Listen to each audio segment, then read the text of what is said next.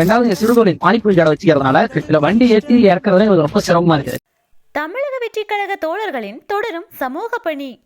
தலைவர் விஜய் அவர்கள் தமிழக மக்களுக்கு ஒரு நல்ல ஆட்சியை கொடுக்க வேண்டும் என்ற எண்ணத்தில் அரசியலில் களமிறங்கியுள்ளார். அவர் அரசியலில் களமிறங்கியதிலிருந்தே லட்சக்கணக்கான இளைஞர்கள் படை அவருக்கு பின்புலமாக நிற்கிறது.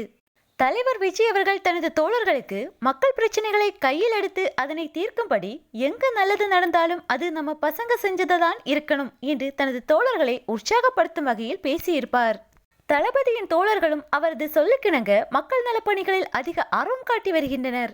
அந்த வகையில் தற்போது சாலையில் பொதுமக்களுக்கு இடையூறாக சென்று கொண்டிருந்த சாக்கடை நீருக்கு ஒரு தீர்வு கண்டுள்ளனர் தமிழக வெற்றி கழக தோழர்கள்.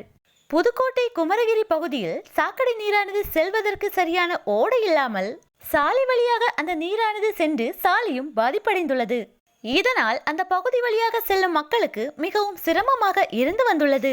இதனை அறிந்த தமிழக வெற்றி கழக தோழர்கள் 1.5 லட்சம் மதிப்பில் சாக்கடை நீரானது செல்ல ஓடை அமைத்து அதன் மேல் சிறு பாலம் ஒன்றை கட்டி போக்குவரத்தையும் சீர்படுத்தியுள்ளனர்.